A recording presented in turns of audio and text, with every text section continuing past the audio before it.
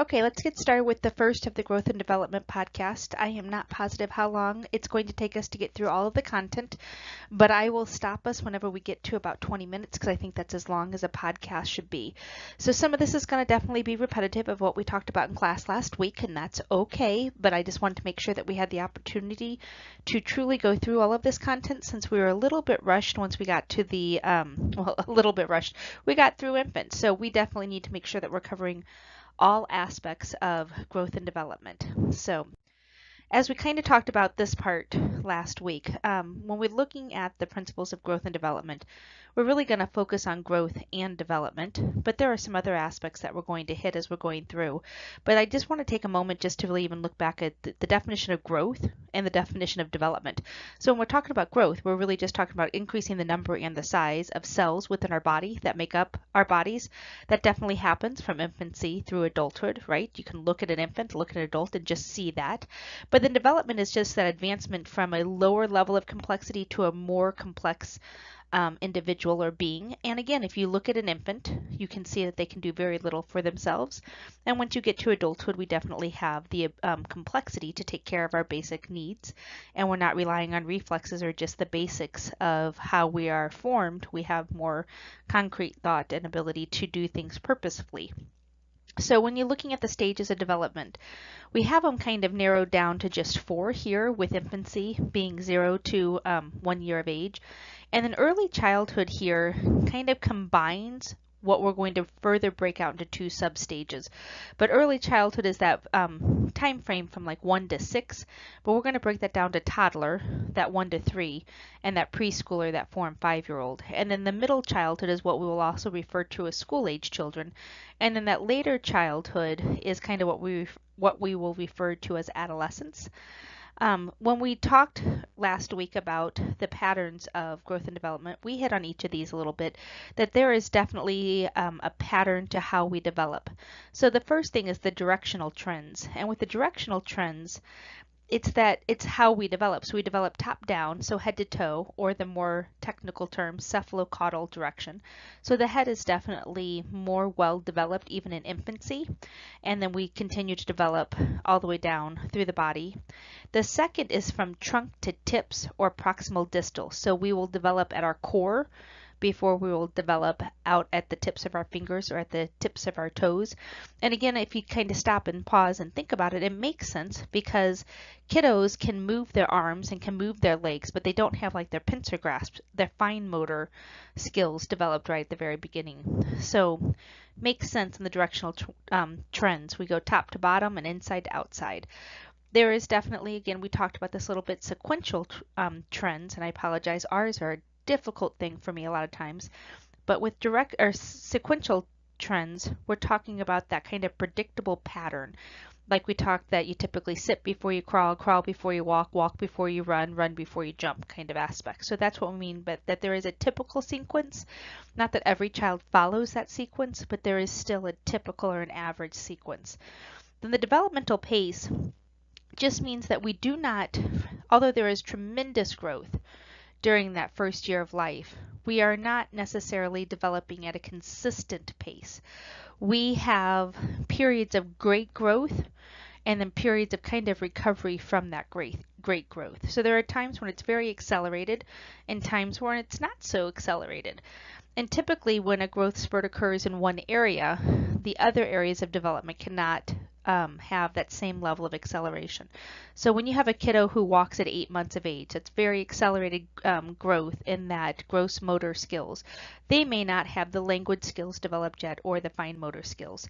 And the sensitive periods, I put it on there because some textbooks refer to time frames that are more sensitive than others. I don't really want you to focus too much on that aspect as much as just know that there are time frames in which your growth may be susceptible to having some insult to it, like a hospitalization or an illness or an injury. Sorry about that interruption. I have a little person visiting who wanted to come in and say hello. I tried to get her to actually do the content today since she's 4. I thought she would be perfect. She opted to not. So anyhow, back to the topic at hand. when we're looking at all aspects of peds that we're going to be touching on throughout the next year and a half, just remember that children are actually individuals, not little adults. So there are things that will be the same from a disease process perspective in a child as it is an adult. There's also going to be many things that are not going to be the same just because they are their own unique beings and have their own set of individual needs and issues. Okay, as I alluded to before, Erickson's is extremely important, and I really want you to know your Erickson stages inside, outside, upside down. I should be able to give you any age, and you should immediately be able to tell me that what Erickson stage that is. And while you're looking at these Erickson stages, I want you to think about how this would truly inform the nursing care you provide for a child of that age, because this is essentially the framework and how we should address the care of our children that we're taking, that are in our care, in our nursing care, for whatever reason or cause at any given time. A lot of these things, when we talked in class, I said that I wasn't really going to touch too much on Freud. Freud is kind of built into Erickson. I do want you to review it. There are some good charts that we highlighted on class on Monday or Tuesday that reflected the different developmental theories, but Erickson's is loosely based off of Freud. So the very first stage we're going to hit is going to be for the infants, and it's trust versus mistrust. Many resources or references will say this is just up until 12 months. I believe your textbook says it can go up to 15 or 18 months. I'm okay with anything in that time frame. Just know, as a general loose rule, this is your infants. And so when we're looking at this trust versus mistrust, this makes sense. We need to consistently meet the infant's needs. They have no ability really to meet their own needs themselves, right? So this is really where they learn to love and to be loved, and they learn to trust whoever is their caregiver, whether it's the traditional mom and dad kind of scenario or whoever it is in that child's life, whoever is the primary caregivers. They learn to trust those caregivers that when they have a need, those needs will be met. Mistrust develops when those basic needs are inconsistently or inadequately met. So it doesn't mean that the child's been neglected 100% of the time, but just that their basic needs are inconsistently or inadequately met. Then that forms mistrust. And if you cannot develop trust, you cannot move on to the next stage. So although we're timing these to age frames, there is definitely going to be some aspects where you will have an older child in a lower age than you would expect to see them in because they never truly met the prior stage. So then toddlerhood is essentially that autonomy versus shame. And anyone who's ever been around toddlers, that 1 to 3-year-old kiddo, especially like in my mind, this is the epitome of a 2-year-old kid. I do it, I do it, I do it. They're all about trying to figure out how to do things themselves because they're suddenly realizing they don't need to depend on the others in their world. So that first stage was all about trusting that others are going to meet their needs. Now all of a sudden they have enough control over their body to meet their own needs, and they want to do it. One of the things to think and keep in mind when you are dealing with this child in this autonomy versus shame, that they want to be involved, they want to do things themselves. So give them choices, but make sure you can live with either option of the choice. So it's not, do you want to take your medicine or not? It's, do you want to take your medicine in a rocket ship or in a cup? And a rocket ship would actually just be a syringe. But you give them choices that you can live with that are very simple. You cannot make very complex choices for the kiddos because they don't have that cognitive ability to follow along in that aspect. You really want to praise decision making. It's not always easy for these kiddos to make decisions. They want that ability, but they don't necessarily have that ability yet. So praise them when they are making good decisions. And then once we accomplish that autonomy, we move on to that initiative versus guilt, which is your preschooler age. And this really is that, again, 3 to 6-year-old kiddo. Remember, they live in that fantasy world. So they have just a very vigorous, intrusive behavior patterns. They want to be in everyone's business, and they do not necessarily realize that they don't have a place necessarily in everyone's business. So they can be fairly intrusive, really enterprising, really, really imaginative. They start to develop a conscious here. They don't really have a strong inner voice, but that inner voice is there telling them right from wrong, at least some of the time. And ultimately, guilt will develop potentially when they make choices that are in conflict with those of their parents or their caregivers, or others make them feel bad for their choices. So we really want to praise them again for their choices, but we have to do so. That doesn't mean you just praise them unlimitedly. I'm trying to think of the right word choice there. But you have to still correct them, but you need to correct them in a very kind manner and not in a shameful manner, so that you don't go back, because you can go backwards when they feel guilty or shameful about the choices that they have made. And then we move on to school age, and school age is really that industry versus inferiority. So they're really starting to figure out their world. Their cognitive ability is starting to really advance right now. They really like to do things. This is probably the one time that parents can really have an easy time of getting kiddos to do their chores, especially earlier in the stage than later in the stage. But they really want to feel like they are a part of the family, that they have a role, that they have a responsibility. They like to produce results. This is really where games start to come into play, because they like to play games because they want to be able to win. They want that reward for an accomplishment or a job well done. So there is a lot of things from a nursing perspective that we can actually partner with our school age kiddo to meet our care plans that we need those kiddos to meet. Inadequacy and inferiority may develop if too much is expected of them, and I think that's actually a problem we're seeing more and more in today's society. We do have a tendency to schedule our kiddos to death and have them over involved. So it's interesting kind of watching the inferiority issues that we are having now with our school age moving into the adolescent population and even on into the adult population. And I do think part of that comes and starts here, because we expect them to behave at a level that is really not where they can even really honestly achieve at their given developmental age and stage. And then we of course move on into the adolescence, which I think most of us can understand or remember when we were going through this ourselves, which is that identity versus role confusion. And this really is that time period that's characterized by very rapid and marked changes in their life. Infants, they have tremendous amounts of growth and development, and in adolescence, they really have another huge amount of growth and development. And when we get talking later slides about the needs of those two time frames, you will find that there are some similarities that happen within both of those time frames, just from a nutritional need and sleep needs and things along those lines. But if you think about the adolescent's changing body, this body in which they have lived in for the past, 10, 12, 14 years, however long it is by the time they start to go through puberty, they suddenly realize they can't trust their own body. Things that they expected to behave in a certain manner suddenly are changing on them.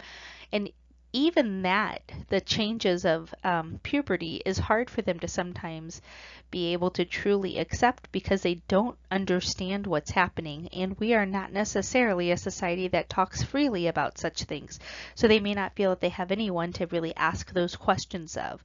But here's really where they're trying to kind of figure out who they want to be, what they want to do.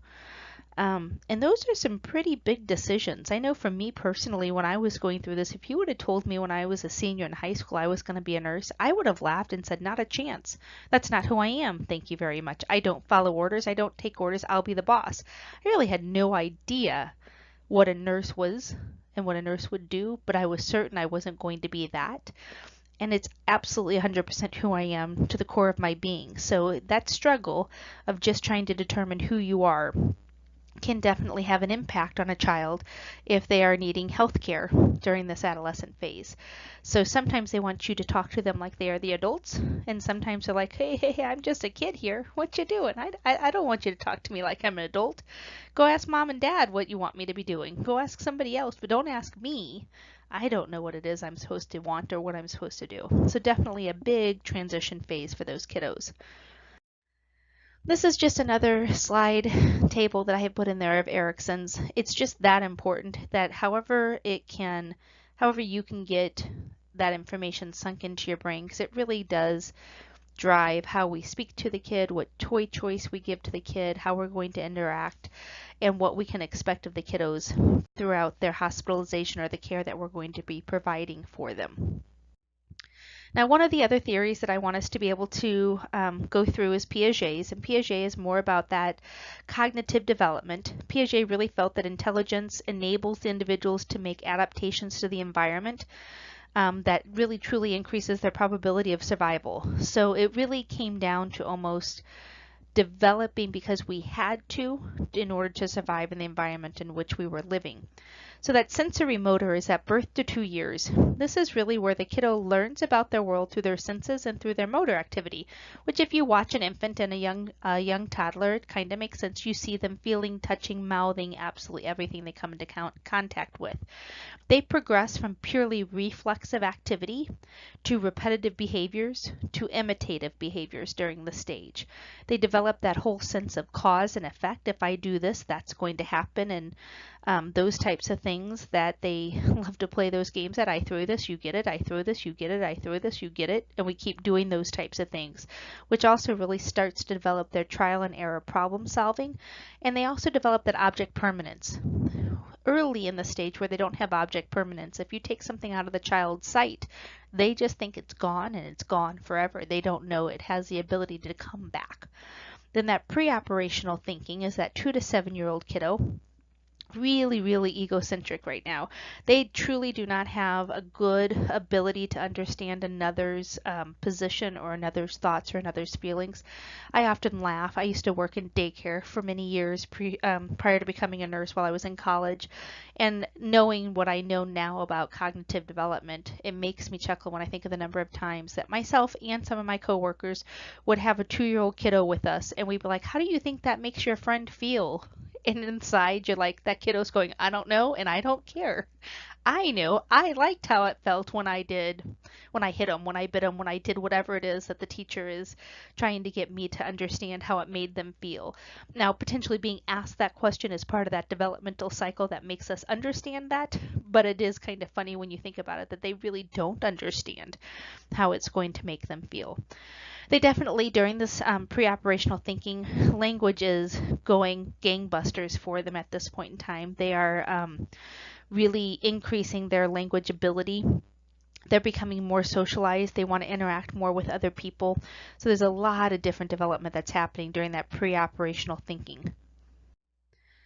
Then next, from 7 to 10, comes that concrete operational thinking. This is really where they start to have logic. They start to understand how things change and how things get from point A to point B. They really, at this point, can start to comprehend things from somebody else's perspective. And it's always interesting to watch kiddos in the early stages of this concrete operational thinking when that point of view other than their own is an awareness that they've never really had before. You will see some kiddos take on an unbelievably empathetic nature. I know with my 2 kiddos, with my daughter, it was huge. I mean, she really still to this day, even at 16, is an extremely empathetic individual where it almost cripples her from doing what she wants to do because she's constantly in fear of how it's going to make others feel. And then my son definitely has the ability to be empathetic. He definitely has that ability to think from another's point of view, but it's not as strong of a sense for him. But with my daughter, I would have to at times tell her, it's okay, someone might be upset with you for doing this, but you need to still go do whatever it was that she was struggling with doing at that point in time. But that's where that concrete operational thinking really comes in. 7 to 10, very logic, very coherent.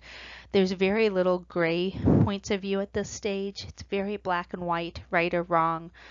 No in-betweens right now. That's how you develop. You have to have those absolutes first before you can go into those gray areas. And then that formal operational thinking comes really from 12 years on up. They can start to think in abstract terms. They can really start to make logical conclusions, even taking into consideration those areas of gray. They can make hypotheses, and they can start to test those hypotheses and adapt them as they need to if they're not accurate. And they really just in general are much more adaptable and much more flexible. Okay, we're right at that 20-minute mark, so I'm going to go ahead and stop the recording at this point and I will come back starting with the neonatal point of view in just a few minutes.